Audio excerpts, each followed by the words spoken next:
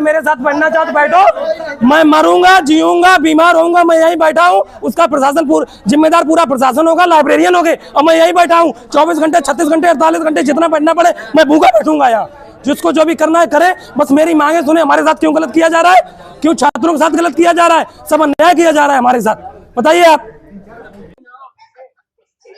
UP में education व्यवस्था भ्रष्ट है, ये हम नहीं कर रहे हैं, छात्र कर रहे हैं। अभी प्रयागराज में किसी परीक्षाओं को लेकर, धांधली को लेकर आंदोलन हुआ, उसके बाद यूपी में प्रयागराज एजुकेशन का हब है, और प्रयागराज स्मार्ट सिटी के तहत गवर्नमेंट डिस्ट्रिक्ट लाइब्रेरी को स्मार्ट सिटी से डिजिटल किया गया। साल था 2023 का, कुंभ के समय मुख्यमंत्री योगी आदित्यनाथ, सांसद फूलपुर केसरी देवी पटेल, विधायक शहर उत्तरी हर्षवर्धन वाजपेयी के द्वारा, नंद गोपाल गुप्ता नंदी के द्वारा इसका बाकायदे उद्घाटन किया गया कि फ्री लाइब्रेरी है। 2023 जनवरी से इसका संचालन होगा। संचालन हुआ, 2 से 2.5 साल बच्चे फ्री लाइब्रेरी का फायदा उठाए। लेकिन अब स्मार्ट सिटी कह रही है कि इस लाइब्रेरी में सरकार कह रहा है कि आत्मनिर्भर बनो, और 500 रुपये महीने लगेगा, 1 लाख रुपए बिजली बिल आ रहा है। हम सरकार से यही कहना चाहते हैं, और बच्चे भी यही कह रहे हैं कि आप एक यूपी के प्रयागराज जैसे शहर में, स्टूडेंट हब में आपकी डिजिटल लाइब्रेरी है, आप एक लाइब्रेरी नहीं चला पा रहे हैं। इलाहाबाद विश्वविद्यालय की सेंट्रल लाइब्रेरी में 200 रुपये साल भर का लगता है, वहाँ भी 15 से 20 एसी एक हाल में है, यहाँ 5 एसी का 1 लाख बिजली बिल आ रहा है। इसका मतलब ये हुआ एक लाइब्रेरी में कहीं ना कहीं स्मार्ट सिटी धांधली करने का प्लान बनाया है। हम बच्चों से बातचीत करेंगे कि क्या उनकी मांग है और कहां पर गलतियां हुई हैं, क्या हो रहा है। सबसे पहले किस लिए आप लोग आंदोलन कर रहे हैं? सबसे पहले हम लोग आपका बहुत बहुत शुक्रिया अदा करते हैं कि आप आए और हमारी मांगों को आप रख रहे हैं अपने माध्यम से। देखिए, हम लोगों का जो आज प्रदर्शन हो रहा है, आप देख रहे हैं कि ये राजकीय जिला पुस्तकालय है। तो सबसे पहले हमारा जो सवाल है, यहाँ की जो अथॉरिटी से ये राजकीय शब्द क्यों इस्तेमाल किया हुआ है? राजकीय का अर्थ क्या होता है? राजकीय का अर्थ यही होता है, कोई भी सरकारी चीज होती है जिसमें सरकारी लग गया तो उसमें ये रहता है कि उसमें जनता का हित हो।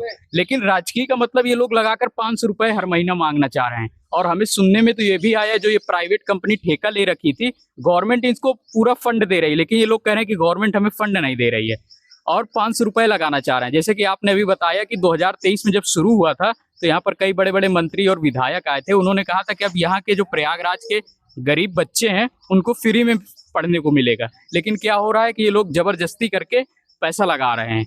और यहाँ पर हम लोग आज पूछे कि एंट्री क्यों नहीं दे रहे हैं, तो कह रहे हैं कि अब वहाँ ऊपर से आदेश आया कि आप लोग को एंट्री भी नहीं मिलेगी।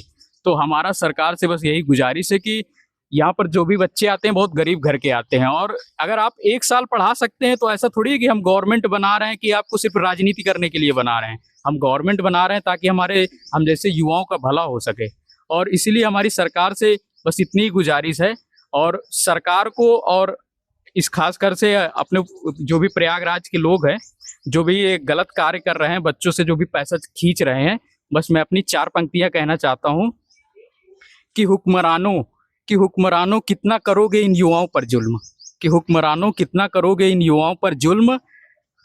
लगता है अब पानी सिर के ऊपर जाएगा, लगता है पानी अब सिर के ऊपर जाएगा। अब मुंह छुपाने को भी तुमको जगह नहीं मिलेगी जिस दिन इन युवाओं के सब्र का बांध टूट जाएगा। तो आप देख रहे हैं कि प्रयागराज में इतना प्रदर्शन हो रहा है और युवाओं को एक तरीके से एकदम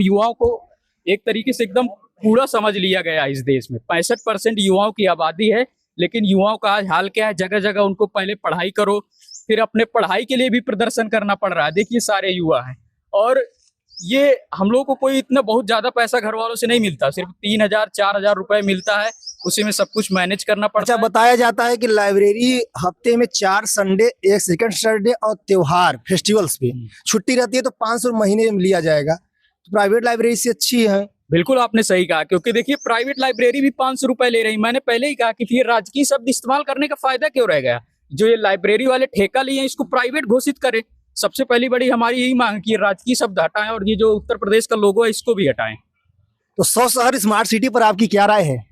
देखिए, स्मार्ट सिटी तो आप देख ही रहे हैं, कूड़ा देख लीजिए, ये बगल में भैया कूड़ा दिखा दो, स्मार्ट सिटी का लोगो भी लगा है। लोगो भी स्मार्ट सिटी का लगा। यहीं से हम लोग गुजरते हैं डेली, और यही सब कूड़ा है, और लोग स्मार्ट सिटी कह रहे हैं। तो ये स्मार्ट सिटी में सिर्फ बड़े बड़े ठेकेदारों का घर चल रहा है, बाकी हम गरीब लोगों का कुछ नहीं हो रहा है।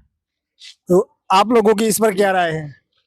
मेरा नाम ओम केसरवानी है। बेसिकली हम प्रयागराज से हैं। यहाँ गंगा जमुना सरस्वती का ये जो है गढ़ माना जाता है प्रयागराज, जहाँ पर सरस्वती माता स्वयं विराजमान है। वहाँ पर यह लाइब्रेरी संचालित हो रही है। हमारे बहुत सारे भाई गांव से हैं, अधिकतर गांव से ही हैं, जो इतने सक्षम नहीं है कि 2 वक्त का खाना खा सकें। वह 1 वक्त का खाना खाकर पूरी तरह इस लाइब्रेरी में आते हैं और अपना जीवन यापन कर रहे हैं। वह इतने सक्षम नहीं है कि 500 रुपये दे सकें। वह 1 समय का खाना खाकर हमारे भाई 20-20 घंटा पढ़ाई करते हैं, जिससे वो रात दिन एक करते हैं। और आपकी मांगी क्या है? हमारी मांगे ये हैं कि हमारे युवा साथियों को सहयोग किया जाए, क्योंकि संघर्षों के साए में इतिहास हमारा पलता है। जिस ओर जवानी चलती है उस ओर जमाना चलता है। क्योंकि ये हमारा भारत देश युवाओं का देश है और भारत के युवाओं की संख्या सब दुनिया में सबसे ज्यादा है। हम सरकार से यही मांग करेंगे कि युवाओं का सहयोग करे और प्रयागराज जैसा कि IAS-PCS का गढ़ कहा जाता है, 7 प्रधानमंत्री यहाँ से निकले, प्रधानमंत्री का गढ़ कहा जाता है, शिक्षा का गढ़ कहा जाता है, तो ऐसे शहर को सरकार सहयोग करे, जिससे हमारे जो छात्र हैं वो काफ़ी आगे बढ़ सकें और अपनी जो उनके अंदर स्किल्स है उसको और डेवलप कर सकें और विभिन्न सरकारी योजनाओं का वो मतलब निरंतर पेपर को निकाल सके, जिससे सरकार को भी ऐसे योग्य युवाओं का साथ अपना कार्य करने का मौका मिले। और ऐसे युवा जो इस लाइब्रेरी में हैं वो आए दिन अगर सरकारें को परीक्षाएं होती हैं तो वह यहाँ से पेपर मतलब वो निकालते हैं। अगर कोई परीक्षा होती है तो 2-3 बच्चे अपने लाइब्रेरी के रहते हैं। ऐसे अपने योग्य युवा हैं, इनको सरकार सहयोग करे। ये बेचारे 1 समय का खाना खा के यहाँ पर आके पढ़ते हैं, दिन रात में बहुत मेहनत करते हैं, रात भर अपने कमरे में भी पढ़ते हैं और ये इतने सक्षम नहीं कि 500 रुपये दे सकें, क्योंकि 500 रुपये बहुत ज़्यादा है एक किसान के लिए। एक किसान बहुत ही मतलब गरीब घर से आता है। इनका कहना है कि ये प्रयागराज की लाइब्रेरी है, जो पूरे प्रयागराज, पूरे यूपी के लड़के, बिहार के लड़के, मध्य प्रदेश के लड़के, झारखंड के लड़के यहाँ पढ़ने आते हैं। ये प्रयागराज की लाइब्रेरी है नाम की, लेकिन पूरे भारत के उत्तर भारत की लाइब्रेरी है। तो इसमें सरकार के लिए मांग कर रहे हैं। आपकी क्या राय है? जो 500 रुपये महीना फीस लगेगा, छुट्टियां हैं, इस पर आपकी क्या राय है कि 500 रुपये कैसा लगे, साल में लगे, क्या आपकी राय है? देखिए, ये जो 500 रुपये लगाया जा रहा है, ये सरासर युवाओं के साथ बिल्कुल अत्याचार है। आजकल की महंगाई का दौर आप देख ही रहे हैं। अधिकारियों और मंत्रियों का क्या है कि AC के कमरे में बैठे बैठे उनको ना तेल का दाम पता है, ना नमक का दाम पता है, ना दाल का दाम पता है। उनको बैठे बैठे आज सो के उठे, चलो आज लाइब्रेरी में 500 लगा देते हैं, चलो आज ये कर देते हैं, वो कर। AC में बैठे बैठे उनको डिसीजन लेना है। अगर एक बार वो जमीन पे उतर के देखें तो उनको पता चलेगा कि जो हम परीक्षार्थी हैं, विद्यार्थी हैं, यहाँ पे 3000, 4000, 5000 में कैसे गुजर बसर कर रहे हैं। महीना चलाना कठिन हो जाता है। 20 दिन के बाद ये होता है कि दोस्तों से उधार लेना पड़ता है, भाई 150 है तो दे दो भाई, इनसे उनसे उधार लेना पड़ता है। ऐसे हम लोग का यहाँ पे जीवन चल रहा है। और एक तो पहले समय से परीक्षा नहीं होती है, परीक्षा होती है तो वो लीक हो जाती है, और लीक होने के बाद फिर अगर युवा प्रदर्शन करते हैं उन पर लाठीचार्ज होती है। हमें ना पढ़ने दिया जा रहा, ना परीक्षा देने दिया जा रहा। हम करें तो क्या करें आखिर में? अब सोचिए 8, 9, 10 को पुलिस का एग्जाम है और 1 जून को लाइब्रेरी। यहाँ पे पढ़ने वाले विद्यार्थी जो है उनकी अभी कई जगह पे देख रहे हैं, पता चला कि धांधली के नाम पर उनकी कोचिंग बंद कर दी गई। भाई पढ़ने नहीं दे रहे हो, लाइब्रेरी में पढ़ रहे हैं, लाइब्रेरी में पढ़ने नहीं दे रहे हो। 500 रुपए महीने का चार्ज लगा रहे हो, महीना चलाना कठिन हो जा रहा है। कहाँ से देंगे 500 रुपए हम सर? नहीं चलेगी, फीस वृद्धि नहीं चलेगी, नहीं चलेगी।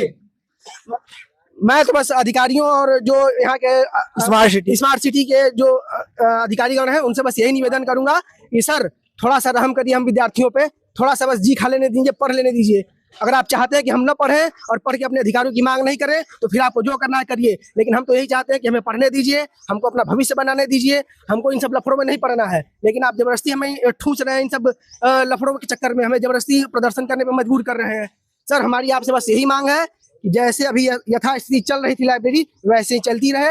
अभी देखिए क्या है ना कि 2027 में चुनाव है ना चुनाव। अभी देखिए तमाम सरकार के पास इतने फंड उपलब्ध हो जाएंगे कि तमाम दुनिया भर की घोषणाएं करेंगे, ये करेंगे, वो करेंगे, वो करेंगे, और इनकी न जाने ऐसे कितनी योजनाएं हैं जो विफल हो गई हैं, जिनमें पैसा पानी की तरह बर्बाद हो गया, उनका कोई आंकड़ा नहीं है। लेकिन एक लाइब्रेरी चलाने के लिए इन्हें बच्चों से 500-500 रुपये महीना लेना पड़ रहा है। क्या जरूरत पड़ गई? अभी देखिए आ रहा है चुनाव में देखिए तमाम घोषणाएं होंगी, दुनिया भर की घोषणाएं होंगी। सरकार कह रही है कि हर घर हर गांव लाइब्रेरी का अभियान आएगा। हर घर कैसे आएगा भाई साहब?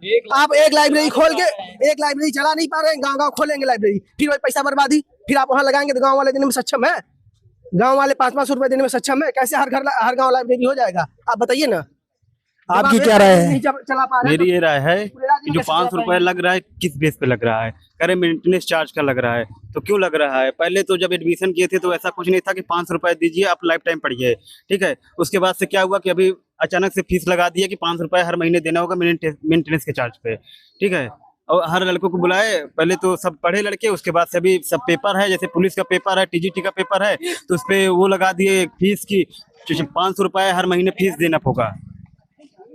मतलब आपका राय है कि फीस मत लगे 500? फीस नहीं लगनी चाहिए। हम लोग दे नहीं पाएंगे फीस, कहाँ से दे पाएंगे? हम सब गरीब घर के लड़के हैं, यहाँ पे कोई ऐसा पैसा वाला नहीं है जो यहाँ आगे इलाहाबाद आके तैयारी करेगा। पेपर देने जाते हैं, पेपर लीक होती है, 5 से 7 साल लग जाता है। हाँ, पहले तो वैकेंसी नहीं आती है, वैकेंसी आती है तो पेपर लीक होता है, वैकेंसी आई फिर पेपर लीक हुआ, उसके बाद से प्रदर्शन करते हैं, लाठीचार्ज होता है लड़कों पे, स्टूडेंट ही सब कुछ सहे और ये नेताएं और सब अधिकारी कुछ नहीं करते हैं, बस एसी पे बैठे रहते हैं, बस हो गया। स्मार्ट सिटी कह रही है कि 1 लाख बिजली का बिल आ रहा है और सरकार कह रही है कि आप आत्मनिर्भर बनो।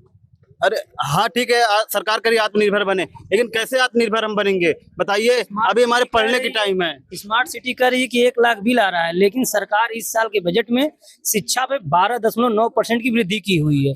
तो या तो सरकार अपनी दावे झूठ बोल रही है कि हम 12.9% शिक्षा वृद्धि किए हैं, या तो सरकार शिक्षा का पैसा, ये भी शिक्षा के अंतर्गत आता है, सरकार इन्हें पैसा दे, तभी स्मार्ट सिटी जो है पैसा लेने के बाद भी कर रही है कि हमें पैसा नहीं मिल रहा है। अभी इसके पीछे एक लाइब्रेरी है, वहाँ बताया जाता है कि वहाँ भी एसी चलती है। हाँ। वहाँ 500 रुपए ऑल टाइम है, वहाँ एसी की तरह था।